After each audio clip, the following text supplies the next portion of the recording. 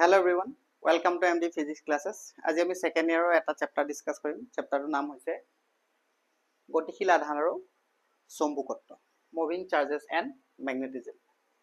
এতিয়া চৌম্বকত্ব বুলিলে আমি কি বুজো? চৌম্বকত্ব মানে সিম্পল কথা, চৌম্বক এডালৰ কাৰণে সৃষ্টি হোৱা চৌম্বিক ক্ষেত্ৰ, হয়নে? যদি এনেকৈ চৌম্বক এডাল লওঁ, এইফালে নৰ্থ পল এইফালে সাউথ পল লওঁ, তেতিয়া আমি কিছুমান কথা গম পাওঁ, যেনেকৈ নৰ্থ পলৰ পৰা ম্যাগনেটিক ফিল্ড ওলাব আৰু সাউথ পলত সোমাব, নৰ্থ পলৰ পৰা ওলাব সাউথ পলত সোমাব। চৌম্বকত্ব মানে চৌম্বিক ক্ষেত্ৰৰ লগত ৰিলেটেড আমি যিবিলাক কথা জানো সেইটোৱে কৈছো চৌম্বকত্ব। তেনেকুৱা ডিজাইনত থাকে, হয়। চৌম্বক এডালৰ কাৰণে সৃষ্টি হোৱা চৌম্বিক ক্ষেত্ৰ, হয়নে? চৌম্বিক ক্ষেত্ৰ কেনেকৈ সৃষ্টি হয় বুলি ক'লে আমি গম পাম যে চৌম্বক এডাল যদি লওঁ বা চুম্বক এডাল লওঁ, তাৰ কাৰণে যিখন চৌম্বিক ক্ষেত্ৰ সৃষ্টি হ'ব, তো সেইটোকে কি বুলি ক'ম? আমি চৌম্বকত্ব বুলি ক'ম। এতিয়া অকল কি চৌম্বক এডালে চৌম্বিক ক্ষেত্ৰ সৃষ্টি কৰিব পাৰে নেকি? তেতিয়া আমি চাম যে অকল চৌম্বিক ক্ষেত্ৰই চৌম্বক ক্ষেত্ৰ সৃষ্টি নকৰে, আৰু বহুত বেলেগ উৎস আছে চৌম্বক ক্ষেত্ৰ সৃষ্টি হোৱা। তো সবতছে প্ৰথম উৎসটো চাম আমি আধানৰ গতি। এতিয়া আমি আধান অলৰেডি পঢ়িছো আগতে। এতিয়া যদি এটা আধান থাকে আৰু আধানটো যদি ৰৈ থাকে, যদি আধান এটা আছে কিউ, ঠিক আছে, আৰু আধানটো যদি ৰৈ থাকে, তাৰ কাৰণে কি সৃষ্টি হ'ব? তাৰ কাৰণে বৈদ্যুতিক ক্ষেত্ৰ সৃষ্টি হ'ব। কিন্তু যদি আধানটো গতি কৰি থাকে, মনত ৰাখিবা, যদি আধানটো গতি কৰি থাকে, তো গতি কৰাৰ লগে লগে ইয়াতটো বৈদ্যুতিক ক্ষেত্ৰ থাকিব, লগতে আধানটো গতিৰ কাৰণে কি হ'ব? এখন চৌম্বিক ক্ষেত্ৰ সৃষ্টি হ'ব, যাক মই বিৰে বুজাম, ঠিক আছে। আৰু এতিয়া কাৰেণ্ট বা প্ৰবাহ, বিদ্যুৎ প্ৰবাহ মানে আমি কি চাইছিলো? বিদ্যুৎ প্ৰবাহ মানে আমি চাইছিলো আধানৰ গতি। এনেকে যদি পৰিবাহী এডাল থাকে আৰু কাৰেণ্টটো যদি মই ওপৰলৈ গৈ আছে বুলি ধৰো, আই কাৰেণ্টটো, এতিয়া কাৰেণ্টৰ গতিৰ কাৰণেও মনত ৰাখিবা চৌম্বিক ক্ষেত্ৰ সৃষ্টি হ'ব পাৰে। কেনেকৈ সৃষ্টি হয়? কাৰেণ্ট যদি ওপৰলৈ গৈছে, মই বুঢ়া আঙুলিটো এনেকৈ দিম, আৰু তাৰ চাৰিওফালে যিটো চাৰিটা আঙুলি আছে, যেনেকৈ যিটো পাক হৈছে, তো সেই পাকটোৰ মতে এনেকৈ কি হ'ব? এখন চাৰ্কুলাৰ বা বৃত্তাকাৰ চৌম্বিক ক্ষেত্ৰ সৃষ্টি হ'ব। মানে কাৰেণ্টৰ গতিৰ কাৰণেও কি হ'ব? চৌম্বিক ক্ষেত্ৰৰ সৃষ্টি হ'ব। আৰু ইয়াৰ ডাইৰেকশ্যনটো তুমি উলিয়াব পাৰিবা। যদি কাৰেণ্টটো তললৈ যায়, তললৈ গ'লে কি হ'ব? তললৈ গ'লে ডাইৰেকশ্যনটো সেম এনেকৈ ল'বা, তললৈ আহিব। তললৈ অহাৰ লগে লগে মোৰ আঙুলিকেইটা চাৰিটা আঙুলি এনেকৈ এইফালে ঘূৰ খাইছে, তো সেইটো কাৰণে চৌম্বিক ক্ষেত্ৰৰ মই দিশ কেনেকৈ আঁকি দিম? এনেকৈ আঁকি দিম, হ'ব। এইটোকে কি বুলি কয়? এইটোকে ক্লকৱাইজ বুলি কয়, ঠিক আছে, ঘড়ী কাটা দিশত। আৰু এইটো কি বুলি কয়? এণ্টি ক্লকৱাইজ, ঠিক আছে। ওপৰলৈ গৈছে ন, ইয়াৰ ডাইৰেকশ্যনটো উল্টা হৈ আছে, এনেকৈ, হয়নে? তো সেইটো কাৰণে এনেকৈ হ'ব, এনেকৈ দেখাইছো ন, তই এনেকৈ ঘূৰিব, হ'ব। তেতিয়াহ'লে আমি নতুন দুটামান কথা শিকিলো। চৌম্বক এডাল যদি থাকে, তাৰ পৰা চৌম্বক ক্ষেত্ৰ সৃষ্টি হ'ব, আধানৰ গতিৰ কাৰণে চৌম্বিক ক্ষেত্ৰ সৃষ্টি হ'ব, আৰু প্লাছ কি হ'ব? যদি প্ৰবাহ, বিদ্যুৎ প্ৰবাহ, যদি কাৰেণ্ট গৈ থাকে, ৱায়াৰ এডাল যদি থাকে, ঠিক আছে, ৱায়াৰ এডালতো এনেকৈ বৃত্তাকাৰ চৌম্বিক ক্ষেত্ৰৰ সৃষ্টি হ'ব, মনত ৰাখিবা। এতিয়া চৌম্বিক ক্ষেত্ৰৰ দিশ আমি চাব লাগিব। দিশবিলাক কেনেকৈ চাম? এতিয়া চোৱা, যদি মই ধৰো যে কাৰেণ্টটো এই বৰ্ডখনৰ পৰা এনেকৈ ওলাই গৈছে, হ'ব, এনেকৈ ওলাই গৈছে, তো ওলাই যোৱা কথাটো বুজাবলৈ মই কি দিম? এটা ডট চিন দিম। আৰু ডট দিয়াৰ লগে লগে কাৰেণ্টটো যদি ওলাই গৈছে, তেতিয়া চৌম্বিক ক্ষেত্ৰ মই কেনেকৈ আঁকিম? এইটো এয়া চাৰিটা আঙুলি যিবিলাক পাক খাইছে, ঠিক আছে, এনেকৈ হ'ব। এনেকৈ মই বৃত্ত এটা আঁকি দিম, যিফালে পাক খায় সেইফালে মই ডাইৰেকশ্যনটো দিব লাগে, এনেকৈ হ'ব। যদি ডট দিয়া থাকে, মনত ৰাখিবা, তেতিয়া তুমি ক'ব লাগিব যে বিদ্যুৎ প্ৰবাহ এই সমতলৰ পৰা বাহিৰলৈ ওলাই গৈছে। আৰু যদি সোমাই যায়, সোমাই গ'লে কি হ'ব? সোমাই গ'লে মই দিম ক্ৰছ, ঠিক আছে। আৰু ক্ৰছ দিয়াৰ লগে লগে তুমি গম পাবা চৌম্বিক ক্ষেত্ৰ, এতিয়া ইয়াত প্ৰবাহ লৈছো, ঠিক আছে, প্ৰবাহটো এনেকৈ ভিতৰলৈ, বৰ্ডৰ ভিতৰলৈ এনেকৈ সোমাই গৈছে, পোনকৈ আহি। আৰু সোমাই যোৱাৰ লগে লগে কি হ'ব? মই আকৌ এনেকৈ তাৰ ডাইৰেকশ্যনটো চাম, চৌম্বিক ক্ষেত্ৰৰ ডাইৰেকশ্যনটো এনেকৈ হ'ব। মোৰ হাতখন যেনেকৈ ঘূৰ খাইছে, হয়নে, চাৰিটা আঙুলি এনেকৈ, হয়নে, তো তেতিয়াহ'লে এইফালে হ'ব। ডাইৰেকশ্যনকেইটা বহুত ইম্পৰ্টেণ্ট হয়, মনত ৰাখিবা। কোনফালে কাৰেণ্টটো বৰ্ডৰ পৰা ওলাই গ'লে কোনটো ডাইৰেকশ্যনত চৌম্বিক ক্ষেত্ৰৰ দিশ হ'ব, আৰু সোমাই গ'লে কোনটো ডাইৰেকশ্যনত দিশ হ'ব এইটো তোমালোকে ভালকে মনত ৰাখিব লাগিব মনত ৰাখিবা তো এইকেইটা আমি বেসিক জানিবলগীয়া কথা হয়নে তাৰপিছত আমি নেক্সট যাম নেক্সট হ'ল চুম্বকীয় বা চৌম্বিক বল বা লৰেন্স ফোৰ্স বুলি কয় ম্যাগনেটিক ফোৰ্স বা লৰেন্স ফোৰ্স এটা লৰেন্স ফোৰ্সে কি দিয়ে লৰেন্স ফোর্সে আমাক এটোই দিয়ে যে যদি আধান এটা গৈ থাকে ঠিক আছে আধান এটা গৈ থাকে আৰু যদি আধানটো গৈ থকাত আধানৰ চাৰিফালে যদি বৈদ্যুতিক ক্ষেত্ৰ যাক মই ইলেক্ট্ৰিক ফিল্ড বুলি কওঁ ইৰে বুজাওঁ আৰু চৌম্বিক ক্ষেত্ৰ কি হ'ব বুজাওঁ বিৰে বুজাওঁ এটা আমি অকমান আগত কৈছো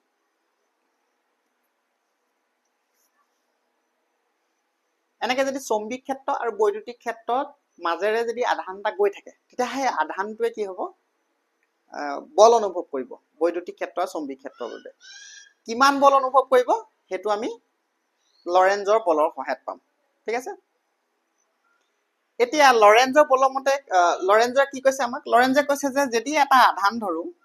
ঠিক আছে যদি এটা আধান ধৰো স্মল কিউ আৰু আধানটো যদি ভি বেগেৰে গতি কৰি আছে ভি বেগেৰে মই এনে ডাইৰেকশনটা দি দিছো ঠিক আছে এটো ডাইৰেকশন ধৰি গতি কৰি আছে আৰু ইয়াত যদি এখন বৈদ্যুতিক ক্ষেত্ৰ দিয়া থাকে আৰু এখন চৌম্বিক ক্ষেত্ৰ দিয়া থাকে বি এ চৌম্বিক ক্ষেত্ৰ বুজায় ইৰে বৈদ্যুতিক ক্ষেত্ৰ বুজায় মনত ৰাখিবা তেতিয়া লৰেঞ্জে কৈছে যে আমাৰ এই যেটো আধান হে আধানটোৱে অনুভৱ কৰা বল হ'ব F = Q E plus V cross B ঠিক আছে লৰেঞ্জে কৈছে যে যেটো বল অনুভৱ কৰিব আধানটোৱে হেতু কিমান হ'ব F = Q E plus V cross B আৰু F = কি হ'ব তেতিয়াহলে Q E plus Q টো যদি মই ভিতৰলৈ ভৰাই দিওঁ Q V cross B ঠিক আছে এতিয়া চোৱা ইয়াৰ পৰা আমি কি গম পালো ইয়াৰ পৰা আমি গম পালো যে বৈদ্যুতিক ক্ষেত্ৰৰ কাৰণে যেটো বল হ'ব এটো কি হ'ব F = Q যেটো অলৰেডি আমি কুলম্ব সূত্ৰ যেটা ডিসকাস কৰিছো প্ৰথম চেপ্টাৰটো তাত আমি এই ফৰ্মুলাটো পাইছো এটা নেক্সট পাৰ্টটো কি বুজাব নেক্সট পাৰ্টটো কি আছে ম্যাগনেটিক ফিল্ড আছে হয়নে এতিয়া ম্যাগনেটিক ফিল্ডে যেটো ফোর্স দিব বা চৌম্বিক ক্ষেত্ৰই যেটো ফোৰ্স দিব হেতু কি হ'ব Q V cross B আৰু ক্ৰস থাকিলে আমি গম পাওঁ তাক কি বুলি কয় ক্ৰস প্ৰডাক্ট বুলি কয় তেতিয়াহলে চৌম্বিক বলটো যদি মই উলিয়াবলৈ চাও তেতিয়া কি হ'ব F = Q V cross B হ'ব আৰু লৰেঞ্জৰ ফোৰ্স বুলি ক'লে মনত ৰাখিবা লৰেঞ্জৰ বল বুলি ক'লে এই গুটে ফৰ্মুলাটো হ'ব F = QE plus Q V cross B আৰু অলৰেডি আমি QE ফৰ্মুলাটো বৈদ্যুতিক ক্ষেত্ৰৰ কাৰণে হয় আমি জানোৱে হেৰ কাৰণে আমি মেইনলি এটা কি ডিসকাস কৰিম এই চেপ্টাৰটোত এই বলটো ডিসকাস কৰিম লৰেঞ্জৰ যেটো বল দিলে তাৰে এটা পাৰ্ট চৌম্বিক ক্ষেত্ৰই দিয়া বলটো ডিসকাস কৰিম মনত ৰাখিবা এতিয়া ক্ৰস প্ৰডাক্টত কি আহে sin থিটা আহে ডট প্ৰডাক্টত যেনেকে cos থিটা আহে ক্ৰস প্ৰডাক্টত কি আহে sin থিটা এটো ভেক্টৰ প্ৰডাক্ট হয় মনত ৰাখিবা ফাৰ্ষ্ট ইয়াৰ তোমালোকৰ যেতিয়া মই ডিসকাস কৰিম তেতিয়া ক্ৰস প্ৰডাক্টৰ কথা আমি ভালকে চাম এতিয়া ইয়াত কি হ'ব F = যদি ক্ৰস প্ৰডাক্ট হয় ক্ৰস প্ৰডাক্টত আমি কি লিখিব পাওঁ sin থিটা লিখিব পাওঁ বুলি কৈছো F = Q V B কি আহিব sin থিটা আহিব এটা যেহেতু থিটা আহিলে এই থিটাটো কি হ'ব থিটাটো হ'ব V আৰু B ৰ মাজৰ কোণ মানে বেগৰ ভেক্টৰ আৰু চৌম্বিক ক্ষেত্ৰৰ মাজৰ কোণ B ৰ মাজৰ কোণ V আৰু B ৰ মাজৰ কোণ তাৰপিছত আমি নেক্সট কি চাম নেক্সট এই লৰেঞ্জৰ বলৰ বৈশিষ্ট্যবিলাক চাম আৰু বৈশিষ্ট্য জানাৰ আগতে আমি কি কৰিম ফৰ্মুলাটো পাতি লম F = Q V B sin থিটা ঠিক আছে Q V B sin থিটা এটা এক নম্বৰ বৈশিষ্ট্যটো মই কি কম ইয়াত চালে গম পাম এই বলটো কাকা ওপৰত নিৰ্ভৰ কৰিব V আৰু B ওপৰত নিৰ্ভৰ কৰিব আৰু Q ওপৰত নিৰ্ভৰ কৰিব তেতিয়াহলে প্ৰথম বৈশিষ্ট্যটো কি কম বলটো কাৰ ওপৰত নিৰ্ভৰ কৰিব Q V আৰু B ৰ ওপৰত নিৰ্ভৰ কৰিব ওপৰত নিৰ্ভৰ কৰিব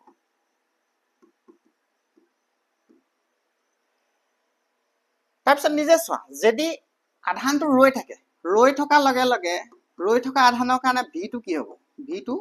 0 হ'ব স্থিতিশীল অৱস্থাত থকা আধানৰ কাৰণে V টো 0 হ'ব আৰু যদি V টো যদি 0 হয় তেতিয়াহলে F টো কি হ'ব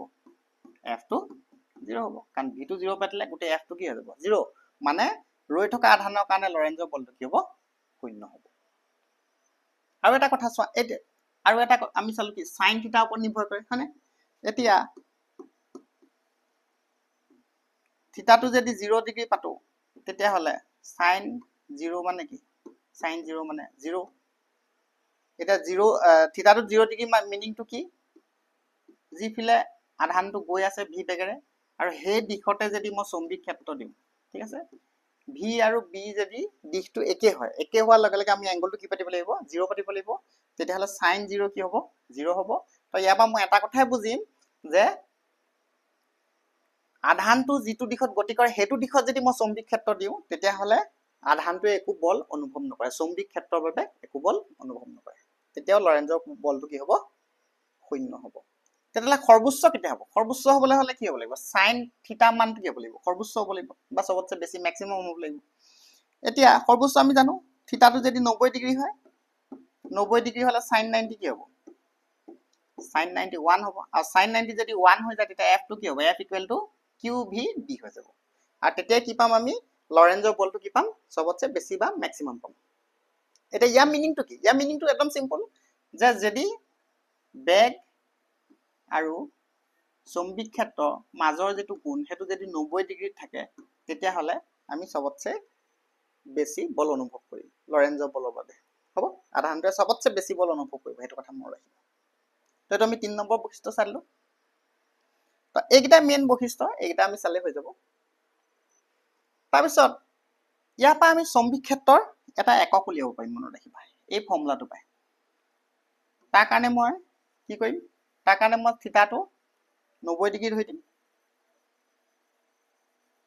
আৰু sin 90 মানে কি 1 আৰু যদি মই থিটাটো 90 ডিগ্ৰী ধৰো তেতিয়া হলে ফৰ্মুলাটো কেনেকুৱা হ'ব দেখিবলৈ এটো যদি থিটাটো যদি 90 ডিগ্ৰী ধৰি দিও তেতিয়া f টো কি হৈ যাব qvb হৈ যাব qvb হৈ যাব তো ইয়াৰ পৰা b মানে কি পাম b মানে পাম f by q v এটা সব বলৰ একক কি বলৰ একক নিউটন হয়নে আধানৰ একক কুলম আৰু বেগৰ একক metre per second metre per second সেকেন্ডটো ওপৰলৈ গুচি যাব তলত থকাটো মানে newton second by coulomb metre তো এটো কি হ'ব চৌম্বিক ক্ষেত্ৰৰ একক হ'ব আৰু ইয়াকে মই কি বুলি কওঁ Newton second by coulomb metre কৈ নাথাকো এটোকে কি বুলি কম টেসলা বুলি কম বা কি বুলি কম টেসলা ঠিক আছে capital T capital T Tesla তেতিয়াহলে চৌম্বিক ক্ষেত্ৰ মই এটা একক পালো সেই এককটো কি টেসলা মানে আৰু টেসলাটো কোপা উলিয়ালো এটো যেটো ফৰ্মুলা সেই ফৰ্মুলাটো উলিয়ালো এতিয়া মনত ৰাখিবা চৌম্বিক ক্ষেত্ৰ আৰু এটা একক আছে হেতু হল গছ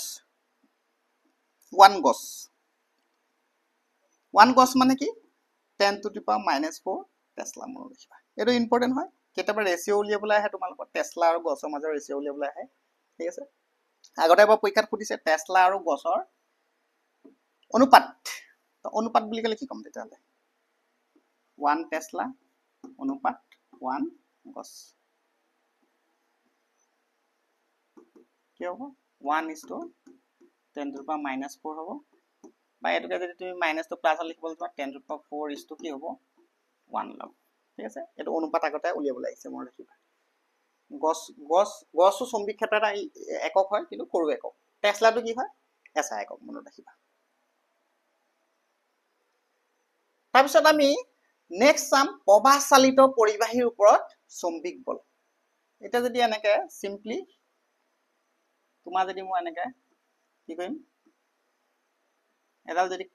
ওয়্যাৰ লওঁ ঠিক আছে বা তাঁৰডালৰ যদি দৈৰ্ঘ্যটো মই l লওঁ আৰ তাৰ মাজেদি যদি আই কাৰেন্ট গৈছে বুলি ধৰো ঠিক আছে ইয়াৰ মাজেদি কিমান কাৰেন্ট গৈছে আই কাৰেন্ট গৈছে বুলি ধৰো ইয়া কালিটো এই ধৰিব লাগিব কালিটো যদি এই ধৰো হয়নে তো তেতিয়া এই প্ৰবাহ খণ্ডৰ কাৰণে বাহ্য বা চৌম্বিক ক্ষেত্ৰ এখন দিলে কিমান বল অনুভৱ কৰিব হেতু উলিয়াবলৈ আমি ট্ৰাই কৰিম মানে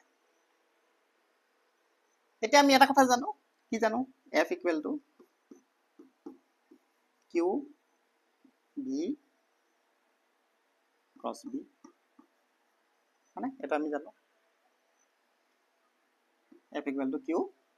V cross B এটো ক'ৰ পৰা গম পালো আমি লৰেঞ্জৰ বলৰ পৰা গম পালো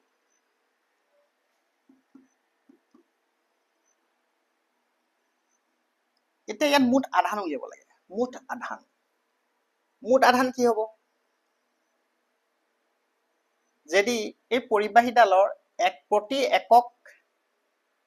ক্ষেত্ৰফল ঠিক আছে বা প্ৰতি একক আয়তন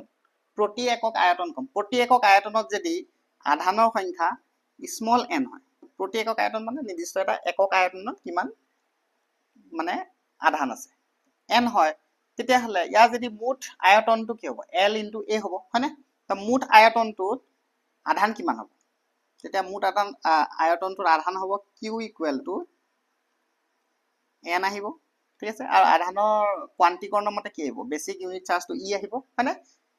ne হয়নে আৰু একক আয়তনতহে ne চাৰ্জ আছে তেতিয়াহলে মুঠ আয়তন কি হ'ব মুঠ আয়তন হ'ব a আৰু এটো স্মল l দিছো মই লেংথটো তেতিয়া ইয়াত স্মল l দিম a * l হ'ব এটোই হ'ব মুঠ আধান এটা 1 নম্বৰ সমীকৰণ দি দিম আৰু এটো 2 নম্বৰ সমীকৰণ দি দিম ঠিক আছে এতিয়া মুঠ আধানটো আমি উলিয়ালো এটা মুঠ আধানটো ক'ত পাতিম কি 1 নম্বৰ সমীকৰণ পাতিম তেতিয়া লিখিম মই সমীকৰণ 1 আৰু 2 ৰ পৰা পাওঁ ইয়াত ওপৰত মই মুঠ আধান লিখি দিম মুঠ আধান 1 আৰু 2 পৰা কি পাম q মানটো পাই দিয়াগে f = NEA L V টো V দি লিখিব পাৰো কেলে কাৰণ পৰিবাহী এডালৰ মাজেদি যিটো বেগ হয় ঠিক আছে হেতুক মই ড্ৰিপ ভেলোচিটি বা অপবাহ বেগ বুলি কওঁ হেতু কাৰণে v জেগাত লিখি দিম v দি এটো তোমালোকৰ থাৰ্ড চেপ্টাৰত যেতিয়া মই এটো ডেৰিভেশ্যন কৰিম অপবাহ বেগৰ তেতিয়া তোমালোকে গম পাই যাবা সোনকালে মই আপলোড কৰিম ভিডিওবিলাক আৰু ক্ৰস কি আহিব b আহিব মনত ৰাখিবা তাহলে আলটিমেটলি ফৰ্মুলাটো দেখিবলৈ কেনেকুৱা হৈ যাব এনেকুৱা হৈ যাব এতিয়া NEAVD এ কি বুজায় কারেন্ট বুজায় I এটা কারেন্ট কেলে বুজায় একদম সিম্পল কথা যে মুঠ আয়তনত যিমান ইলেক্ট্ৰন আছে আৰু ইলেক্ট্ৰনৰ গতি হয়নে মুঠ আয়তনত কিমান ইলেক্ট্ৰন আছে ইমানটো আছে আৰু VD যদি বন্ধ কৰি দিও ইলেক্ট্ৰনৰ গতি আহি গল হয়নে NEAVD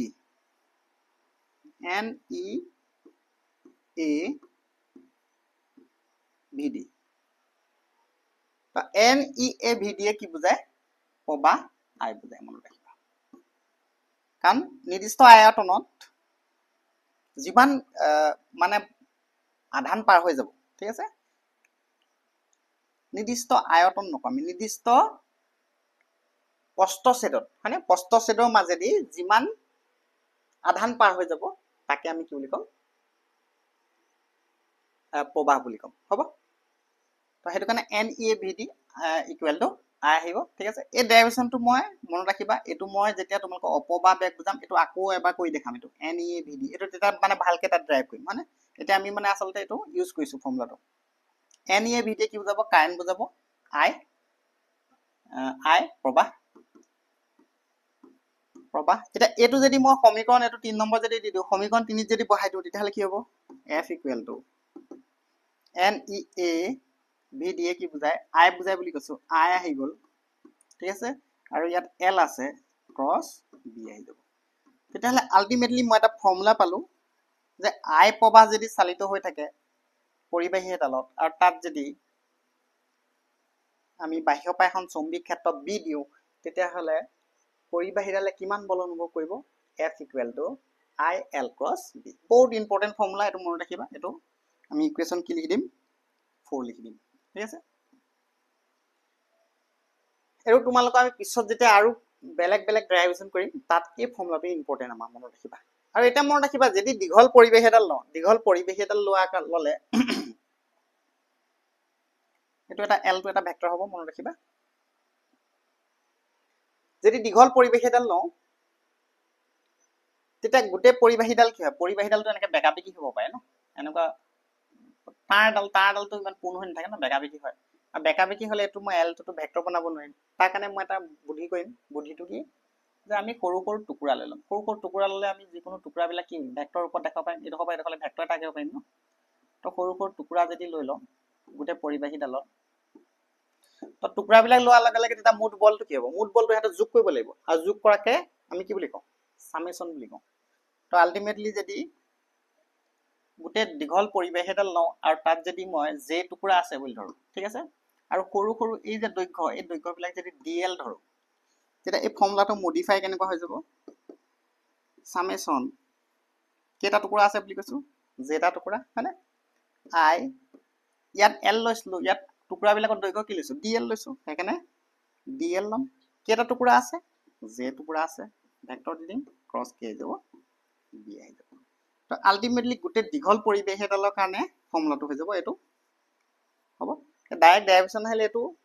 লিখিব লাগিব কিন্তু আমি নৰ্মেলি বাকি যিবিলাক ডেৰিভেশ্যন আছে তাত কিন্তু ইউজ কৰিম এই ফৰ্মুলাটো ইউজ কৰিম F = I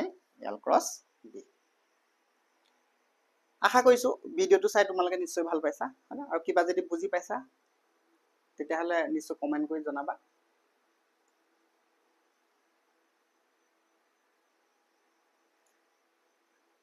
আজিৰ কাৰণে ইমানে thank you thanks for watching